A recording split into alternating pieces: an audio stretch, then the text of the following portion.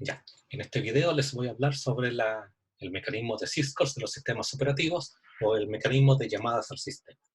Lo que ya hemos dicho recientemente es que una vez que un programa de usuario está ejecutando, cada vez que quiere pedirle un servicio al sistema operativo, que el sistema operativo ejecute algo por él, lo que ejecuta es un llamado a una función.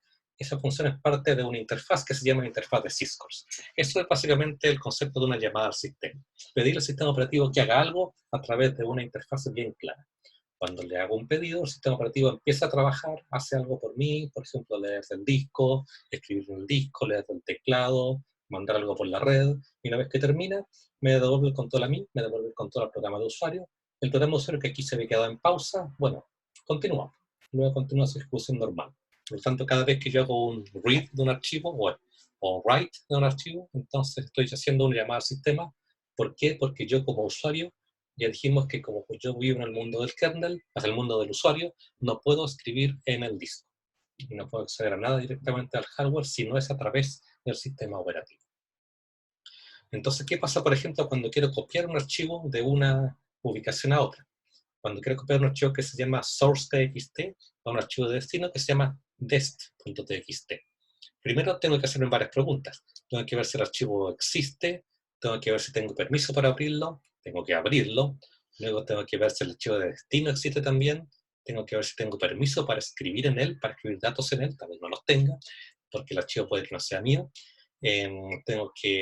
Después tengo que pedirle al sistema operativo un espacio de memoria para poder empezar a escribir los bytes que estoy leyendo. Tengo que leer bytes, pasarlos a la memoria, y esos bytes que están en la memoria, pasarlos de regreso a otra parte del disco, a un nuevo archivo.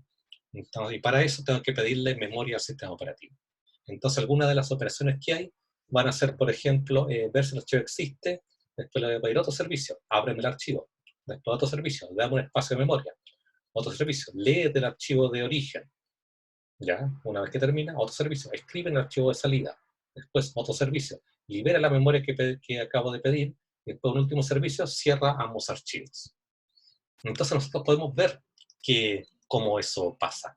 Voy a cambiar de ventana, voy a cambiar a una terminal.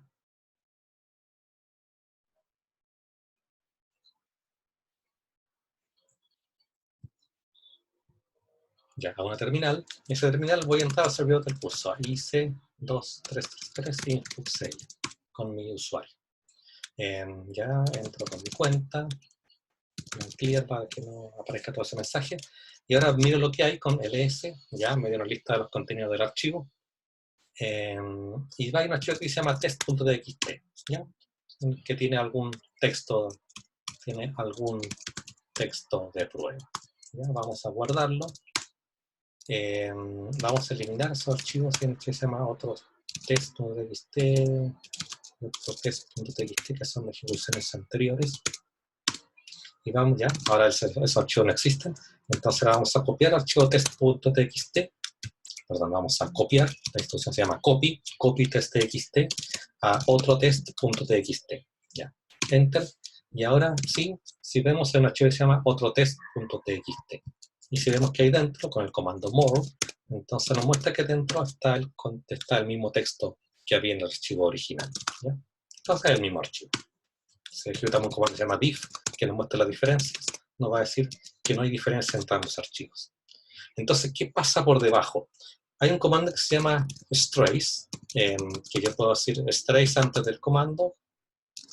Entonces, ejecuta la misma acción, copia el archivo de origen, test.txt, a otro test, pongámosle otro test2.txt para que no sea el mismo. Y eso me da un montón de salidas. En verdad es más complejo de lo que uno piensa, pero por ejemplo, cada línea de acá lo que tiene es la syscall que se ejecutó con todos sus parámetros. Acá hay una syscall que llama al comando copy y el código de salida. Después dice igual y un código de salida. 0 significa que no hubo problema en la ejecución. Entonces, bueno, hay muchas syscalls, pero en verdad las que nos interesan, porque muchas son abrir bibliotecas de sistema, pero la interesante acá es cuando, bueno, efectivamente llama a stat para ver si existe un archivo que se llame otro test2.txt. Esto va a decirle, va a responderle -1, que significa que no existe el archivo. un archivo nuevo. Después vamos a ver si existe el de origen, test.txt. Va a decir sí, ok, 0 significa que está todo ok, que el archivo sí existe. Entonces después va a ver de nuevo que no existe el otro test2.txt, va a abrir el de origen, test.txt, y esto le retorna con un código que va a ser el identificador del archivo número 3. Luego va a ver si yo tengo permiso para escribir en el archivo número 3. Le va a decir OK. Después va a abrir el archivo otro test2 en modo write only, en modo solo para escribir, y en modo de creación, opción de create, con acceso exclusivo. Y le va a dar OK, te abre un archivo con identificador 4. Entonces a continuación va a crear un espacio de memoria donde voy a pasar los datos temporales, porque yo no tengo este sistema operativo no me da una syscall para copiar directamente de un espacio del disco a otro espacio del disco, sino que tengo que leerlo a la memoria del computador y después escribir de esa memoria del computador al otro archivo. Entonces toda esta instrucción mmap lo que hace es que crea un espacio de memoria protegido para lectura y para escritura, y luego empieza a leer. Lee desde el archivo 3, archivo de entrada, el texto que dice algún texto de prueba. Eso es la codificación, porque puse un carácter con acento. Máximo 131.000 bytes, porque en principio no sabe de qué tamaño es el archivo. Y esta 23 significa que leyó efectivamente 23 bytes, que son las cantidades de caracteres que hay aquí, incluyendo el cambio de línea. Luego escribe en el archivo 4 esos bytes que leyó, esos 23 bytes, y el resultado va a ser, OK, pude escribir correctamente 23 bytes.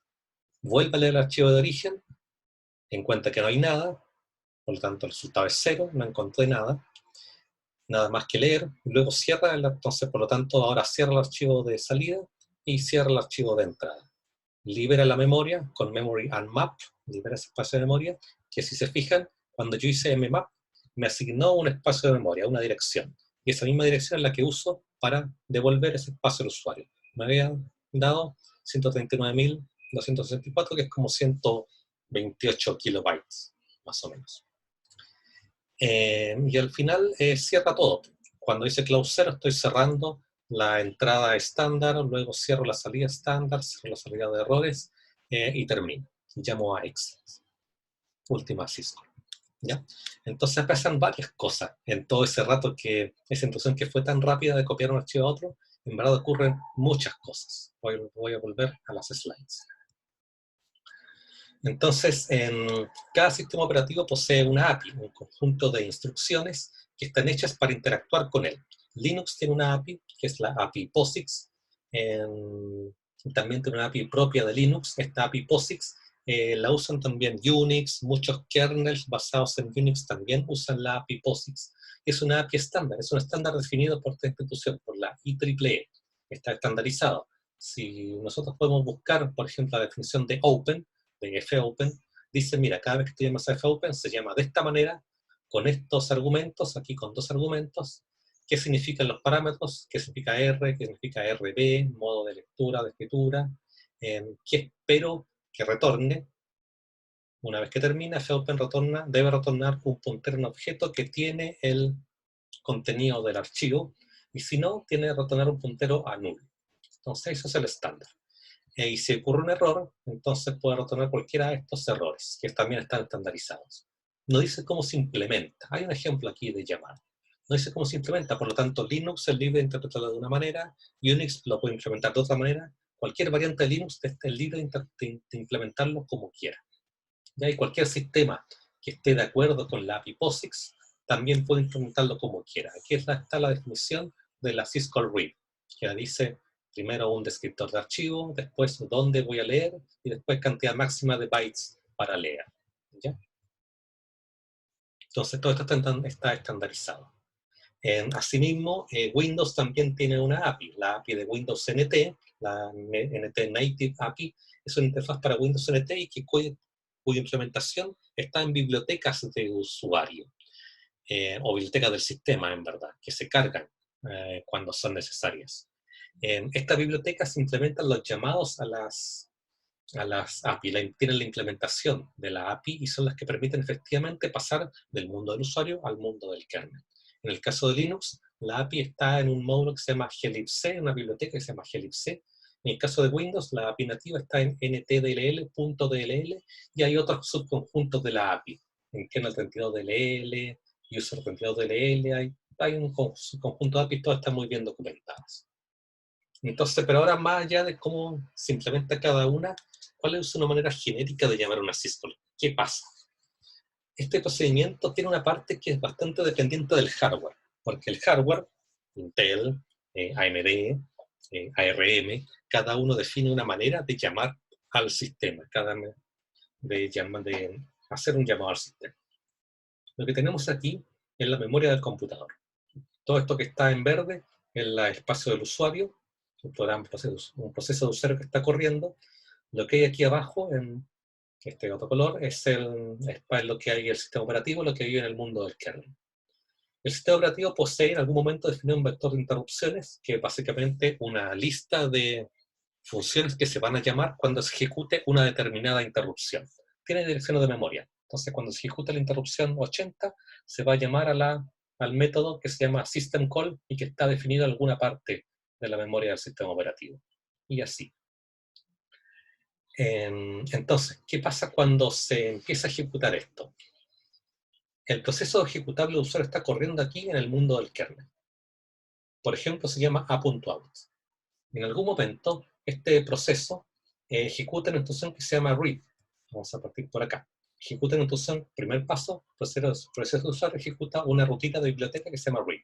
Llama a read. Read no está definido en el contexto. Yo nunca, como usuario, nunca programo read. Nunca programo esta función read. Sino que cuando la programo, cuando la llamo, lo que hace el sistema es que va a buscar la implementación en una biblioteca. En el caso de Linux, la biblioteca se llama libc.so, es una biblioteca dinámica. Después hablaremos qué significa dinámica o estática. Entonces, eso está cargado en el espacio del usuario. Y probablemente otros programas de usuario también comparten la misma implementación de la biblioteca, por eso es una biblioteca dinámica. Es una biblioteca que se puede compartir con otros programas. Eso tiene la implementación de read. Tiene el código assembler que implementa a read. Y entre otras cosas, lo que hace es que recibe varios argumentos, el archivo del cual voy a leer, la memoria en la cual voy a escribir lo que acabo de leer, y cuánto es la máxima cantidad de bytes que voy a leer. Entonces, primera acción, cuando ejecutamos una llamada, se crea un stack frame donde se ponen los argumentos del usuario. Y luego lo que va a hacer es que va a escribir un valor particular, el valor 63, vamos a ver por qué 63, en un registro, el registro EAX del sistema. Y luego va a llamar a una instrucción de assembler que se llama int80. Esto no tiene que ver con los int de los programas. Esto es una instrucción del set de instrucciones de Intel 64 que sirve para ejecutar una llamada al sistema, para ejecutar una syscall, para ejecutar una interrupción.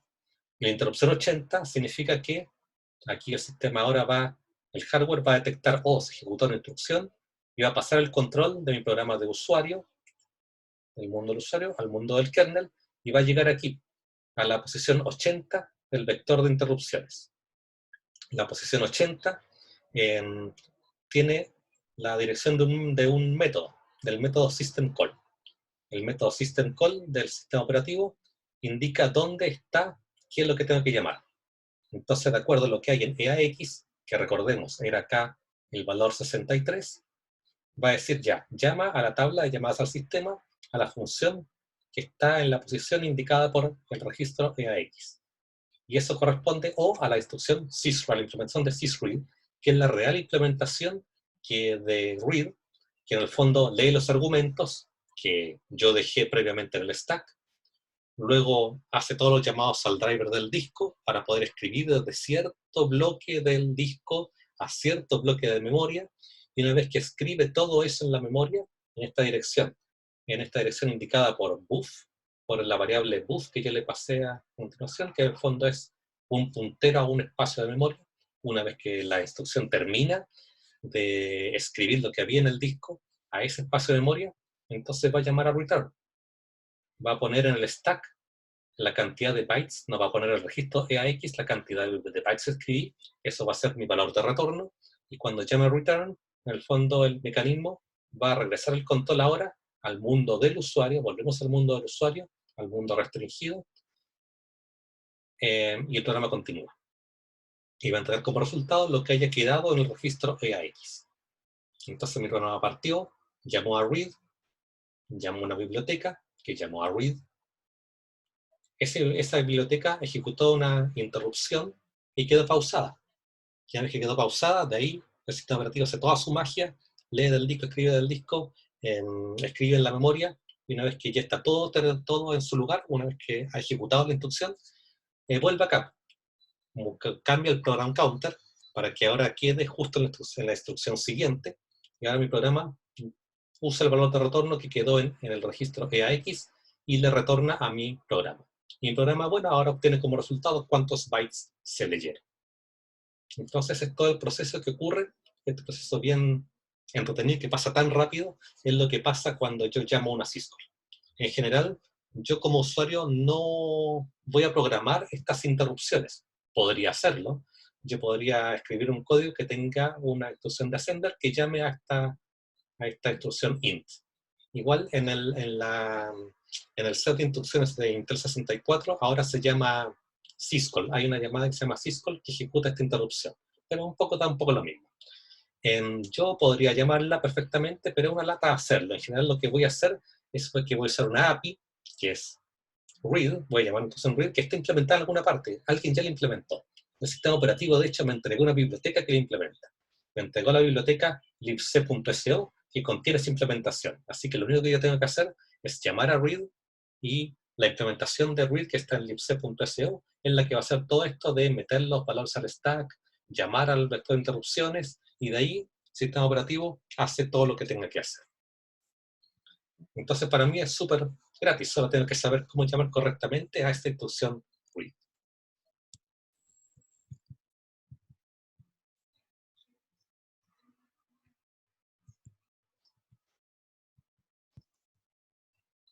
Aquí estos son algunos ejemplos de la API de POSIX. Podemos buscarlas todas. Si nos vamos aquí a esta dirección, obtenemos toda la lista de syscalls que tiene Linux, pero una lista gigante, ya que Linux es un sistema abierto. Podemos ir al GitHub de Linux.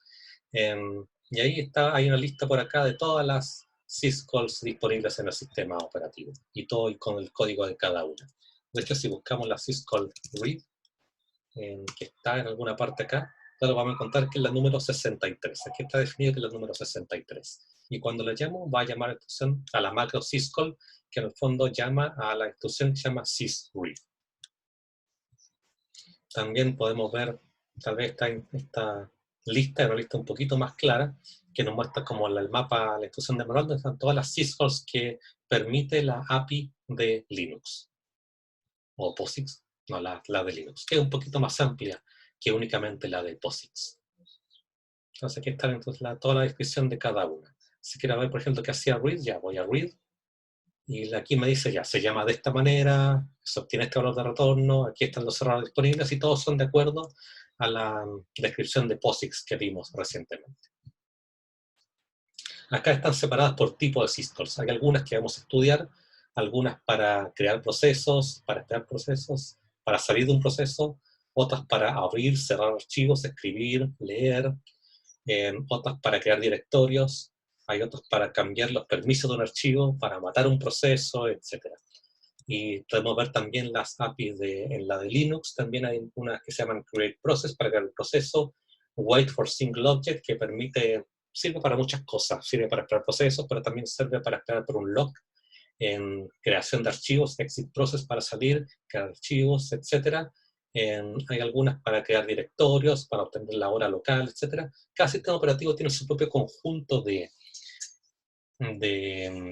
funciones que son parte de la API de syscalls para pedirle servicios al sistema operativo. Y eso es en el fondo cómo funcionan las APIs de llamadas al sistema.